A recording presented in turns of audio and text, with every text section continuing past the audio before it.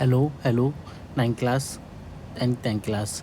तो बच्चों, मैं आज आपको अनाउंस करने जा रहा हूँ कि मेरे यूट्यूब चैनल पे आपको 9th और 10th क्लास का पूरा बैच फ्री मिल जाएगा मैथ एंड साइंस के लिए। ठीक है, कहीं पे भी आपको कुछ पेड खरीदने की ज़रूरत नहीं है। आप मेरे यूट्यूब चैनल पे बने रहना, एक एक चैप्टर आपको मैं करा दूँगा, मैथ प्लस साइंस दोनों। ठीक है, कहीं जाने की ज़रूरत नहीं है। स्टार्ट करते हैं अपना science reflection and refraction theory introduction chapter. Light is the form of energy. ये एनर्जी की फॉर्म होती है that enable us to see object. When the light falls on a object it may be reflect and reflected absorb to the transmitted. यानी कि ये जो chapter है ना, लाइट चैप्टर, ये चैप्टर है 10th क्लास के बच्चों के लिए। ये बताना भूल गया था मैं, 10th क्लास के बच्चों के लिए लाइट चैप्टर लेके आया हूँ और इंट्रोडक्शन सब हो चुका है, कई बार मैंने आपको दे रखा है। लाइट चैप्टर लाइट जो है ना, एनर्जी की फॉर्म होती है। ठीक है, जब ये किसी ऑब्जेक्ट पे पड़ती है तो हम उस ऑब्जेक्ट को देख पाते हैं। ठीक है, तो 2 इम्पोर्टेंट फिनोमिना हमें इसमें पढ़ने हैं, एक रिफ्लेक्शन और एक रिफ्रैक्शन। ये 2 याद रखना, रिफ्लेक्शन और रिफ्रैक्शन। सबसे पहले हम पढ़ेंगे रिफ्लेक्शन, जो आप बचपन से पढ़ते हुए आए हो। Reflection is a bouncing back of the light into the same medium. जिस मीडियम में आई है, जिस मीडियम से आ रही है, उसी मीडियम में वापस जाएगी after striking a surface. And law of reflection वहाँ पे वैलिड होते हैं। ठीक है, लॉ ऑफ रिफ्लेक्शन मतलब बच्चों, आपने ये ट्रायंगल बनते हुए देखा होगा, ये फिगर बनते हुए देखा होगा इस प्रकार का। तो ये नॉर्मल होता है, ये एंगल आई, ये एंगल आर होता है। इंसिडेंट एंगल और रिफ्लेक्टेड एंगल होते हैं। इंसिडेंट रे, रिफ्लेक्टेड रे आपको मिलती होगी। ठीक है, ये आपने सब देख रखा है। लॉ ऑफ रिफ्लेक्शन में angle I equal to angle R होता है, और incident ray, reflected ray and normal at the point of incidence all lie in the same plane पे होते हैं। तीनों के तीनों एक ही पॉइंट पे, एक ही प्लेन पे लाइज करते हैं। ठीक, तो ये सब आपने देख रखा है। Term related to the reflection क्या क्या आते हैं, रिफ्लेक्शन से जब हम पढ़ते हैं तो क्या क्या टर्म आते हैं। इंसिडेंट रे आती है, रिफ्लेक्टेड रे, इंसिडेंट जो आएगी, रिफ्लेक्टेड जो जाएगी। नॉर्मल जो हम नॉर्मल ड्रॉ करते हैं। एंगल ऑफ इंसिडेंट, नॉर्मल और इंसिडेंट एंगल के बीच में, इंसिडेंट रे के बीच में एंगल ऑफ इंसिडेंट बनता है, और रिफ्लेक्टेड रे और रिफ्लेक्ट नॉर्मल के बीच में रिफ्लेक्टेड एंगल बनता है। ये बात हो गई। ठीक है, अब बात आ जाती है स्पेरिकल मिरर। इससे पहले प्लेन मिरर भी है, प्लेन मिरर है जो कि ज़्यादा इम्पोर्टेंट नहीं है। ठीक है, प्लेन मिरर की बात सुन लो, बस एक बार समझ लो। प्लेन मिरर जो हमारे घरों में यूज़ होता है, प्लेन मिरर होता है वो।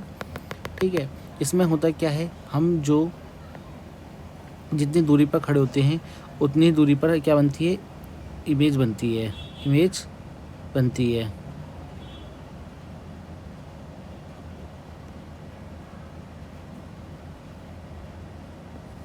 अच्छा, प्लेन मिरर जो हमारे घरों में यूज़ होता है, जितनी दूरी पर हम खड़े होते हैं उतनी दूरी पर ही इमेज बनती है, उतनी दूरी पर इमेज बनती है। सेम साइज़ की होती है, सेम डिस्टेंस पर बनती है। इन्वर्टेड लैटरल इन्वर्जन बनती है, बस लैटरल इन्वर्जन, यानी कि लेफ़्ट का राइट, राइट का लेफ़्ट दिखता है वहाँ पर, और सब कुछ सेम होता है। प्लेन मिरर में ये प्रॉपर्टीज आप याद रखना। अब आ जाते हैं स्पेरिकल मिरर पे। स्पेरिकल मिरर, ये mirror whose reflected surface is part of the hollow sphere का पार्ट हो। एक होलो स्पेयर ले लो और अगर उसको हम बीच से काट दें तो एक कुछ इस प्रकार से दिखेगा। ठीक है, सेंटर BC होगा, इसका सेंटर यहाँ होगा और इस वाले का सेंटर यहाँ होगा। ठीक है, तो स्पेरिकल मिरर का, स्पेरिकल होलो स्पेयर का पार्ट होता है, उसे स्पेरिकल मिरर कहते हैं। टाइप्स ऑफ स्पेरिकल मिरर 2 प्रकार के होते हैं। कॉन्केव, कॉन्केव में क्या होता है, रिफ्लेक्टेड सरफेस कर्व इनवर्ड होता है, यानी कि बाहर अंदर की तरफ होता है। जैसे कि ये अगर ये हमारा सेंटर हो जाएगा और ये रिफ्लेक्टेड, ये हमारा रिफ्लेक्टेड सरफेस तो ये बाहर की तरफ इधर वाला है। ठीक है,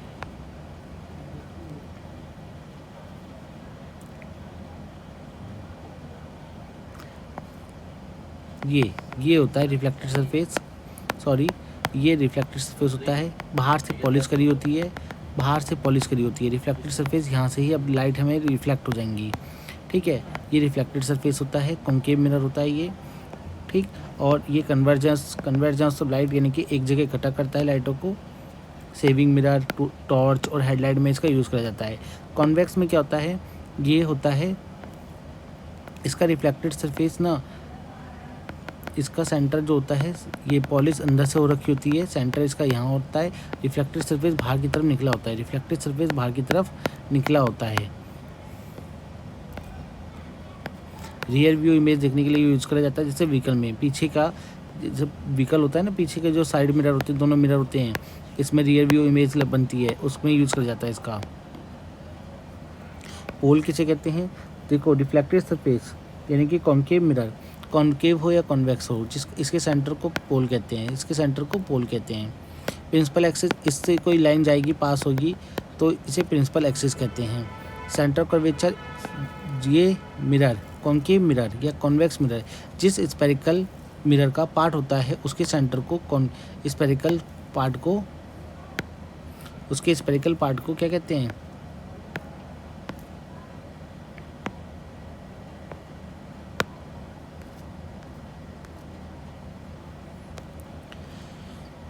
सेंटर ऑफ कर्वेचर कहते हैं। रेडियस ऑफ कर्वेचर यानी कि सी से आर की दूरी को, सेंटर ऑफ पोल तक की दूरी को centre of radius of curvature कहेंगे। प्रिंसिपल फोकस कि जहाँ लाइट है हमारी, यानी कि आप ये कह सकते हो आर का आधा प्रिंसिपल फोकस कहलाता है, जहाँ पे लाइटें सारी मीट होती हैं। एफ जो होता है ना, वो आर का आधा होता है, तो आर इजगल टू क्या हो जाएगा? 2f हो जाएगा। ये पॉइंट याद रखना। मैंने लाइट चैप्टर एनसीईआरटी से भी पढ़ा रखा है, बिल्कुल एक एक लाइन में, तो आप वो भी देख सकते हो जाके वीडियो। अब आ जाएंगे हमारी इमेज फॉर्मेशन पे आ जाएंगे डायरेक्ट। ये शॉर्टकट, ये थोड़ा सा पॉइंट रिवीजन के लिए मैं बनाया था मैंने ये पीपीटी, ठीक है। Image formation of concave mirror present at object different position, यानी कि अगर इन्फिनिटी पे होगा लाइट क्या आएंगी? पैरेलल आएंगी दोनों लाइटें, और कहाँ मीट करेंगी? फोकस पे मीट करेंगी। कहाँ करेंगी? फोकस पे मीट करेंगी। ये थोड़ा फिगर गलत है, इसे सही कर लेना कि लाइट अगर इन्फिनिटी से आ रही है तो कहाँ मीट करेंगी? फोकस पे मीट करेंगी। और बहुत छोटी इमेज, बिंदु साइज बन रही है इमेज, तो आप देख भी पा रहे थे, फोकस पे बनेंगी, रियल एंड इन्वर्टेड होगी, हाईली डिसमिस यानी कि पॉइंट साइज होगी। ये पॉइंट यहाँ तक है।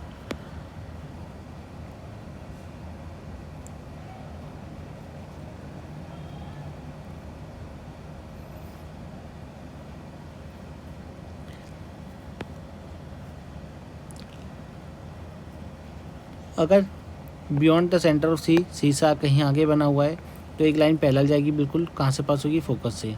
एक जाएगी सेंटर से ही वापस आ जाएगी, सेंटर से वापस आ जाएगी, तो सी और एफ के बीच में लाइन बनेगी, सी और एफ के बीच में इमेज बनेगी, रियल एंड इन्वर्टेड होगी और डिसमिस यानी कि थोड़ी सी बड़ी होगी पर इतनी ज़्यादा बड़ी नहीं होगी। सेंटर पे रखोगे, सेंटर पे रखी लाइन पैरेलल जाएगी, फोकस से निकलेगी, और एक जो फोकस से निकलेगी वो पैरेलल निकल जाएगी। दोनों के दोनों कहाँ मिलेगी? सेंटर पे मिलेंगी। दोनों की दोनों सेंटर पे मिलेंगी तो फोकस पे इमेज बनेगा, real and inverted and same size की होगी। सी और एफ के बीच में रख दो, एक लाइन पैरेलल जाएगी, पोल से फोकस से निकाल दो, और एक लाइन सेंटर से जाएगी, ऐसा लगेगा सेंटर से जा रही है, तो दोनों आपस में कहाँ मिलेंगी? सी से थोड़ा आगे मिलेंगी, तो beyond C real and inverted बनेगी, मैग्नीफाइड होगी, थोड़ी इमेज बड़ी हो जाएगी। और अगर एफ पे रखी है तो एक लाइन पैरेलल जाएगी, एक फोकस निकाल दो, और एक लाइन ऐसे जाएगी जैसे कि मानो सेंटर से पास हो रही हो, ठीक है। तो दोनों इन्फिनिटी पे जाके मिलेंगी, रियल एंड इन्वर्टेड बनेगी, हाईली मैग्नीफाइड होगी, बहुत ज़्यादा बड़ी इमेज बनेगी। बिटवीन फोकस एंड पोल के बीच में होगी, तो एक पोल से लाइन पास करा दो और एक फोकस से करा दो, दोनों कभी नहीं मिलेंगी लाइटें, ऐसे इन्हें वापस आगे मिला दो, तो ये ऐसा लग रहेगा, इन्हें मिलानी तो पड़ेगी इमेज बनाने के लिए, तो ये ज़बरदस्ती हमें मिलानी पड़ेंगी, बिहाइंड द मिरर बनेंगी, वर्चुअल एंड डायरेक्ट इमेज होगी और मैग्नीफाइड होगी, थोड़ी सी बड़ी होगी। तो ये सब देखने को आपको मिलेगा। ये होगी अपनी कॉन्केव मिरर की इमेज फॉर्मेशन। फॉर्मूला होता है F=2R। ये फॉर्मूला बता दिया है। पोल पीछे प्रिंसिपल फोकस F से, C से सेंटर ऑफ कर्वेचर, ठीक। तो नेक्स्ट वीडियो में इसका थोड़ा सा और आगे बढ़ेंगे, कॉन्वेक्स पढ़ा देंगे, इसके बाद फिर थोड़ा सा और आगे बढ़ के लेंस पे आ जाएंगे।